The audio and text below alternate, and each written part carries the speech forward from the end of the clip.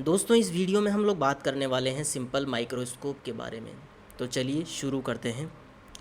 Simple microscope जो होता है आपने बहुत जगह देखा होगा, मूवीज़ वगैरह में भी कुछ इस तरीके का दिखाई देता है। और जहाँ पर एक फ्रेम होता है जिसके अंदर कॉन्वेक्स लेंस होता है। सिंपल माइक्रोस्कोप की मदद से हम छोटी चीज़ों को आसानी से बड़ा करके देख सकते हैं। तो आइए इसके बारे में और डिटेल में बात करते हैं। सबसे पहले हम ये जानने वाले हैं कि जो ऑब्जेक्ट होते हैं कोई भी, वो हमें बड़े या छोटे क्यों दिखाई देते हैं। तो यहाँ पर मेरे पास दो ऑब्जेक्ट हैं, H1 और H2, जो कि हमारी आँख पर एंगल बना रहे हैं अल्फ़ा और बीटा। अब देखो, कोई भी ऑब्जेक्ट जब आप उसे देखते हो तो आपकी आँख पर एक एंगल बनाता है। वो एंगल जितना बड़ा होता है वो ऑब्जेक्ट हमें उतना ही बड़ा दिखाई देता है। तो यहाँ पर जो H2 है वो बीटा एंगल बना रहा है जो कि बड़ा है अल्फ़ा से। तो जो H2 है वो हमें बड़ा दिखाई देगा H1 से। ठीक है, beta is greater than alpha है। अब यहाँ पर कितना बड़ा ये दिखाई देगा, इसको जानने के लिए एक टर्म हम डिफ़ाइन करते हैं, वो है एंगुलर मैग्नीफिकेशन, जिसको हम m से रिप्रेजेंट करते हैं। ये एंगल का रेशियो होता है बीटा अपॉन अल्फ़ा। अब यहाँ पर जो है बीटा अपॉन अल्फ़ा अगर 2 आया, ठीक है, रेशियो अगर 2 आता है, तो ये जो ऑब्जेक्ट है वो हमें इस H1 से डबल दिखाई देगा साइज़ में। ठीक है। अब यहाँ पर एक दूसरा जो कंसेप्ट है वो है हमारी आँखों से रिलेटेड। दरअसल क्या होता है, जब भी आप किसी ऑब्जेक्ट को देखते हो तो वो आपको आसानी से दिखाई देता है।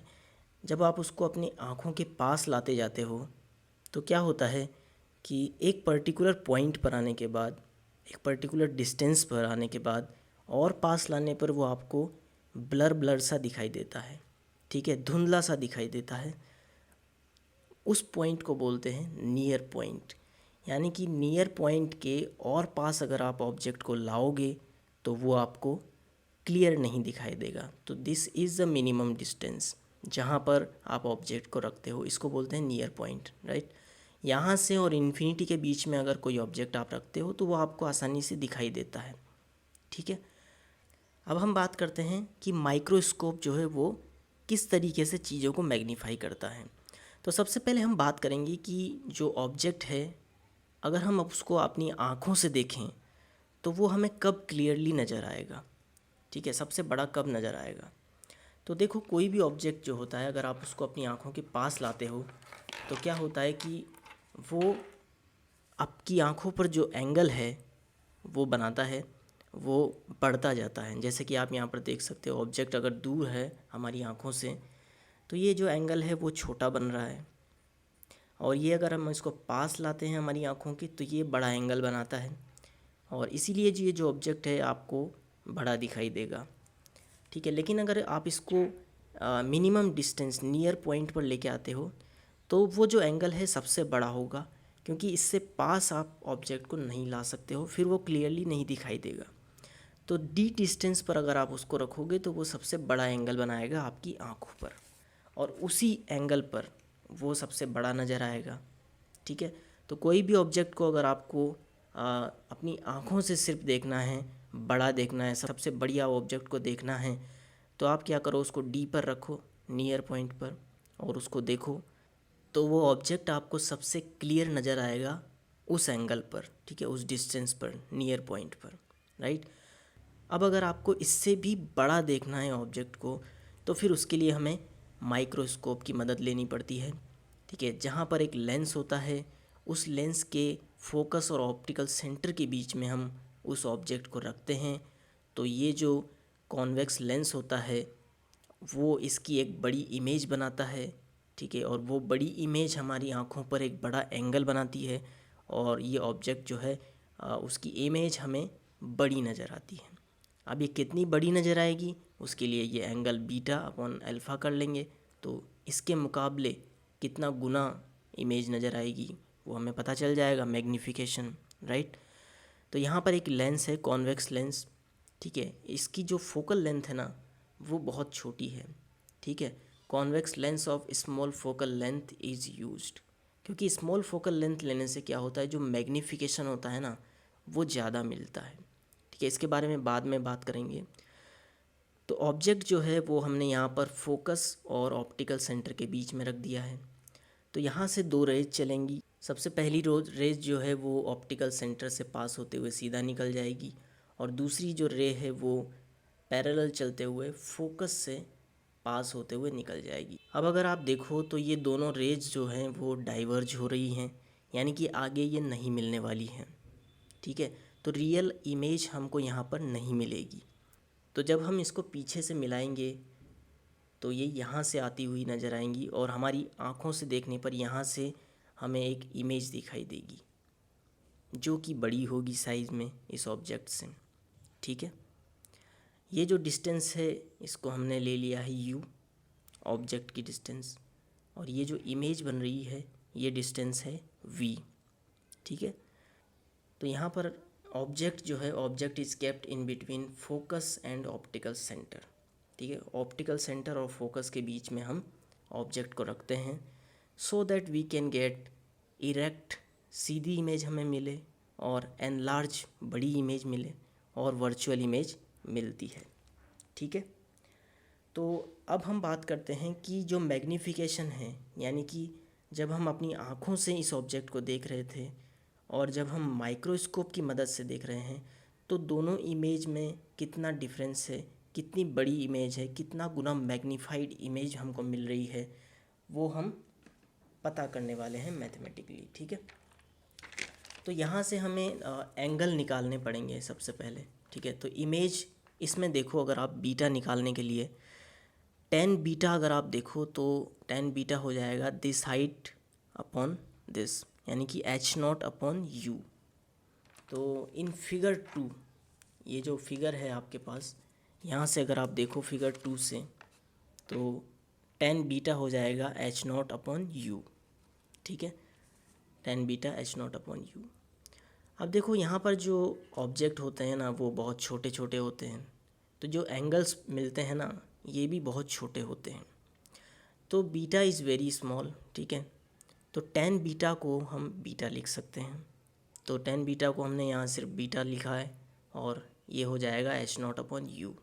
इसको हमने नाम दे दिया इक्वेशन 1। ठीक है, अब फ्रॉम फिगर 2 अल्फ़ा अगर हमें निकालना है तो टेन अल्फ़ा यहाँ से निकालेंगे, वो हो जाएगा h0 अपॉन डी। ठीक है, तो टेन अल्फ़ा हो गया h0 अपॉन डी।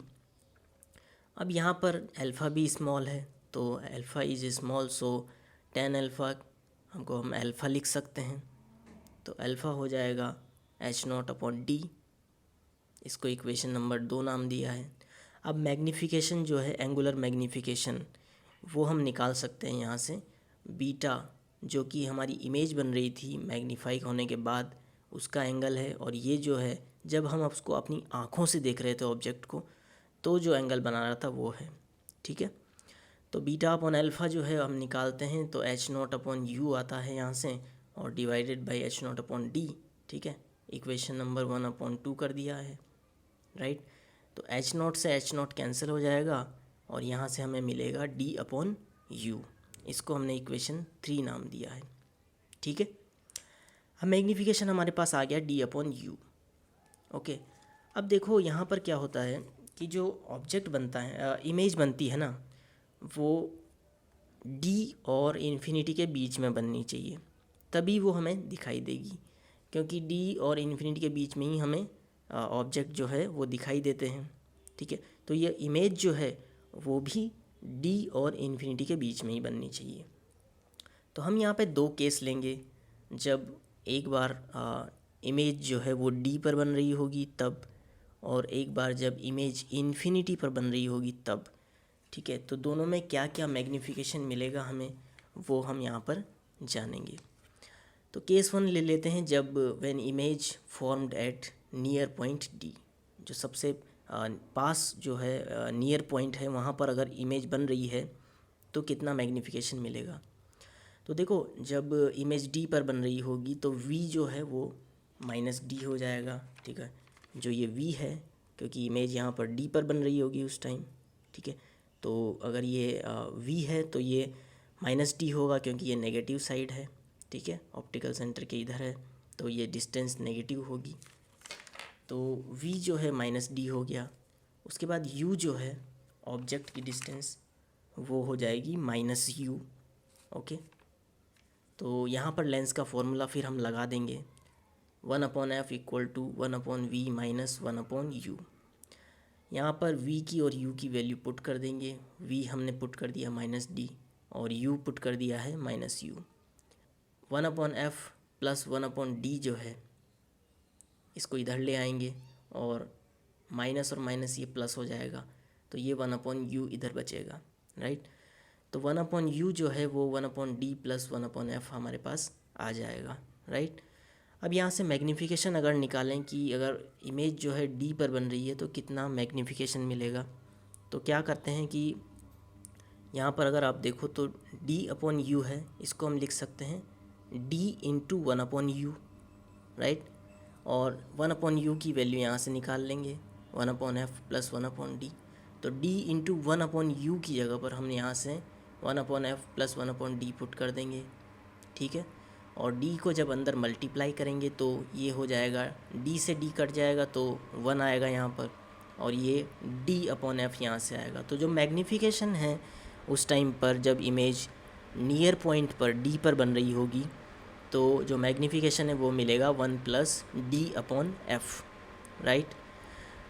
अब देखते हैं दूसरा केस, जब इमेज इन्फिनिटी पर बन रही होगी तब क्या होगा।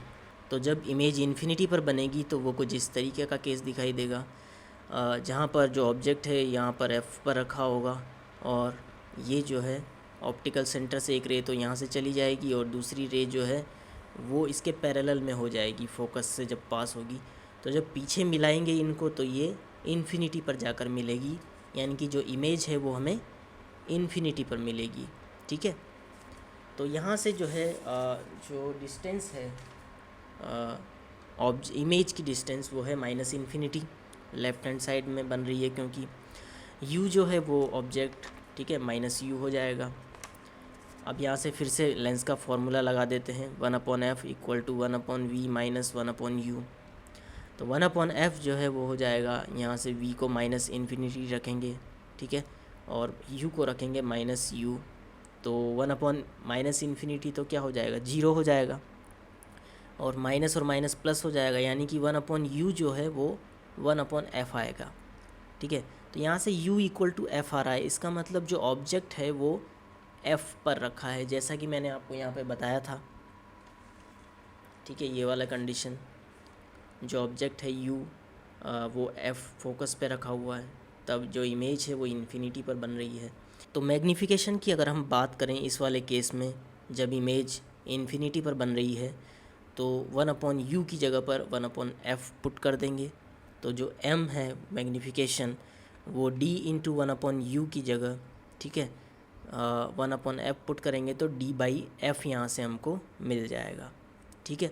अब यहाँ पर अगर आप देखो तो जो मैग्नीफिकेशन है वो इन्वर्सली प्रोपोर्शनल है f के, यानी कि f जो है अगर कम होगा तो ये d/f जो है वो ज़्यादा होगा, और ये ज़्यादा होगा तो मैग्नीफिकेशन भी ज़्यादा होगा, ठीक है। यहाँ से भी आप समझ सकते हो कि फोकस, अगर फोकल लेंथ कम होगी तो जो d/f है वो ज़्यादा होगा, यानी कि मैग्नीफिकेशन ज़्यादा होगा, ठीक है।